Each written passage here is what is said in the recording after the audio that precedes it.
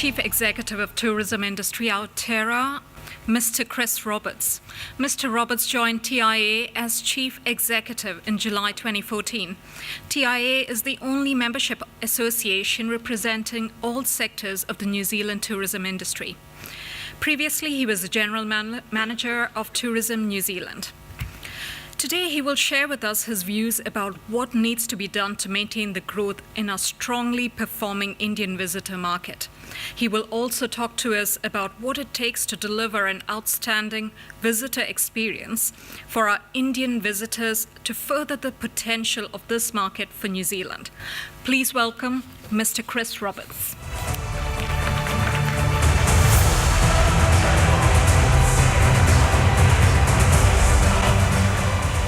Kia ora tātou, namaste. Thank you for the opportunity to be with you. My first time too at this conference, and very happy to be here. I know we're pressed for time, so I will kick into the slides. Just very quickly, so Tourism Industry Aotearoa, been around with various names since 1954, and yes, we are the industry body, so we're separate from government. Rene's the man from government. From Tourism New Zealand, the government-owned tourism marketing agency. Our role is to represent all the tourism businesses across the country and their interests often in dealing with government. We're governed very much by a framework, and what we have in New Zealand helping the tourism industry in a lot of ways is a growth framework that's owned by our industry. Tourism strategies around the world are generally put together by governments and tend to come and go with the governments when those governments change. Our strategy is owned by the industry. I won't go into any detail other than say it's still very important today. After coming out in 2014, it's still our guiding document. That sort of system there, everything within that needs to be working to make tourism work in this country, and you'll see that one of the identified 5 elements is connectivity. Recognising very much where we exist in the world and that we need to be well connected to the rest of the world if our tourism industry is going to succeed. And this way of looking at the planet does show our isolation as a country and the reason we need to be well connected. And we're only 0.2% of global tourism GDP. So we're a niche player. We're not a mass tourism market, but it is over 10% of our gross domestic product, direct and indirect. More than 1 in 7 jobs in New Zealand exist because of tourism.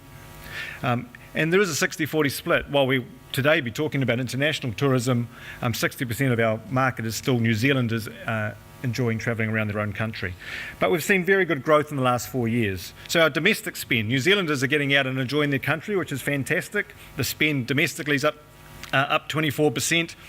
The international spend's up 46% off a 35% increase in international arrivals. So that's going back to that value over volume equation. We're always looking to see the value increasing faster than the volume. But the volume, of course, does drive some of that value. The top markets around the world, just to illustrate really that Australia being our nearest neighbour, the easiest place to get to New Zealand is still dominant, and then some of our traditional markets, the UK, USA, the growing China market there. The Indian visitor market has grown fairly well, especially if you look back a wee while. If you look back to the turn of the century, there was only 6,000 visitors a year from India to New Zealand, only 18 years ago. Go forward 10 years, and by 2011 there was 28,000 visitors a year, but the market wasn't really expanding. It was around 2013, and I was still at Tourism New Zealand at that time, where India was identified as a market with an emerging market with a lot of potential. More resourcing was put into the Indian office. It was targeted for growth, and since that time the growth rate's been pretty consistent and heading in a very good direction, and it's nice to hear predictions of similar growth levels going forward if we get things right for the Indian market. Simon Bridges, the leader of the opposition, mentioned just earlier that India is our 11th biggest market. Well, it was in 2017. It's now the 9th. It's passed a couple of its rivals. So right now, it's our 9th biggest source. So it's moving up the list in terms of importance. As we just heard before, 68,000 visitors in the very latest figures, up 19% year on year. So the current growth rate is outstanding from India. The MB forecast, the official government forecasts, are that those arrivals will reach 108,000 by 2024. Also, as mentioned already, India is a very attractive market for us because of the propensity to travel here in our autumn and our spring, escaping the heat in India. And those are the figures I've actually stolen from Tourism New Zealand, but you can see that while there's still a good number that arrive in summer, most of those are actually coming in December rather than January or February, but very good numbers arriving in autumn and spring, far higher numbers than across our tourism distribution in general. Some of our markets, Germany for example, is very seasonal. We get a lot of Germans coming here, but they tend to all come in summer, not so much those other seasons. So the industry does love the fact that the Indian visitors like to come in our autumn and spring. There are, of course, some other challenges and opportunities around the Indian visitor market as we get to understand it and know it. A lot of Indian visitors, the leisure visitors, like to travel in large family groups, and that can be challenging in terms of traditional accommodation offerings and how to cater for a group of 15 family members who all want to be housed together as closely as possible. We do have a holiday park offering in New Zealand, which I still think has huge potential for the Indian market. Holiday parks, campgrounds, are not only places you go with your tent. Most of our holiday parks in New Zealand now have motel units and other facilities, other built facilities on site. They can be really good options for Indian family visitors to use, and especially if they're travelling in the autumn and spring, those campgrounds are half empty. So there is a real opportunity to make use of that style of travel around New Zealand. I just want to move on to the role of tourism in New Zealand and how we see it contributing to our future, the future of a successful New Zealand. And why do we do tourism? Why do we open our doors to the world and invite people to come in and come spend some time with us? In the end, we do it to deliver social and economic benefits to our communities. We get a better commercial footprint, especially in our small towns across New Zealand. They have much better facilities because visitors come through those towns. There are more cafes and restaurants and the obvious things, more hotels, but also they may have a petrol station that can survive in that little town because of those visitors that might not exist if there were only locals living there. So tourism plays that role in our country as well. It helps us better understand what a fantastic country we live in terms of appreciating our natural assets, and also the fact that if visitors from overseas want to come and spend some time with us, we must live in a pretty great place. So there's that role that tourism plays as well. We're not immune, although we're way at the bottom of the world, from the global issue of the moment of over-tourism or too much tourism. We'll be aware of the issues arising in places like Barcelona and Venice, protests about the number of tourists. Over-tourism is entered the dictionary. We have to be very aware of this issue here in New Zealand as well, even though for our visitors from India particularly, you may think that we have very small numbers of people still coming here. And it would suggest from those similar countries I've listed there that we don't have anything to worry about. Where we do have an issue is our infrastructure. New Zealand's infrastructure is in place to support less than 5 million local residents, and I think is generally recognised has been underspent on in the last 30 or 40 years. So a lot of our infrastructure is struggling to look after our own people.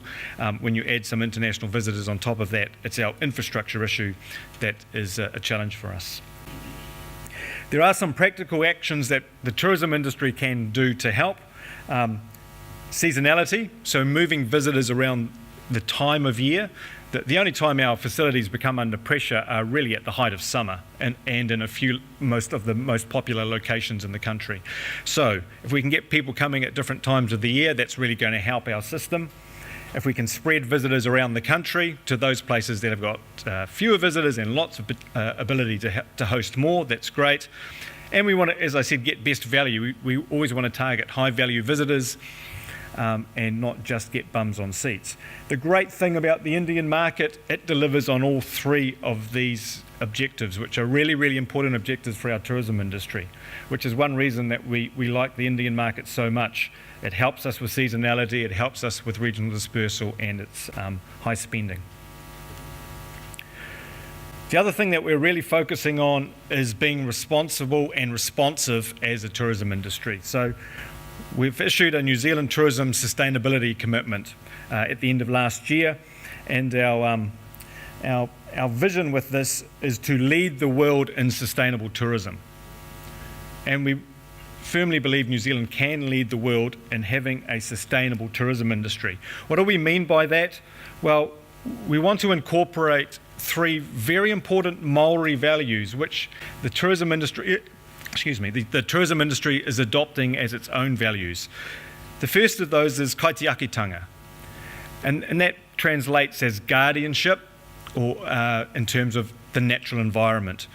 It is our role, we are all guardians of New Zealand, its nature, its culture. It's all of our responsibility and the responsibility of visitors to guard and protect our natural heritage. Manaakitanga, which is hospitality. And this Maori concept is, unless the people coming to you have come as a war party, you have to show them hospitality. So it's very much an obvious connection with tourism that we show fantastic hospitality to all our visitors, and it's a very strong value. And the third is whanaungatanga, which is about family and the tourism industry in New Zealand working together as a family. We're only a small place. We are far more effective when we cooperate and then compete, not compete first and then perhaps cooperate. So our industry has got very good at working together, coming together, working as a country, and being a family, a tourism family. Doesn't mean we're not going to have squabbles and scraps from time to time, but we're, again, embracing this Maori concept as a concept that really works for our industry. And then we put that into a sustainability context, so that we, of course, want a sustainable industry economically. We want tourism businesses to make a profit. There's no shame in that. If they're going to be around for the long time, they need to be profitable. We have to look after our environment, especially in a New Zealand setting where the environment is the core tourism product that we have. But we also have to have a sustainable relationship with our host communities. The people, as Renee said, is a vital part of our tourism offering as well. If New Zealanders turned off tourism, got a bit sick of having the tourist buses come through, thought their beaches were getting a bit crowded, didn't like having to queue up for their latte at their favourite cafe, those sort of issues, they do come up. We have to make sure the host communities, our New Zealanders, understand tourism, what it's delivering for New Zealand.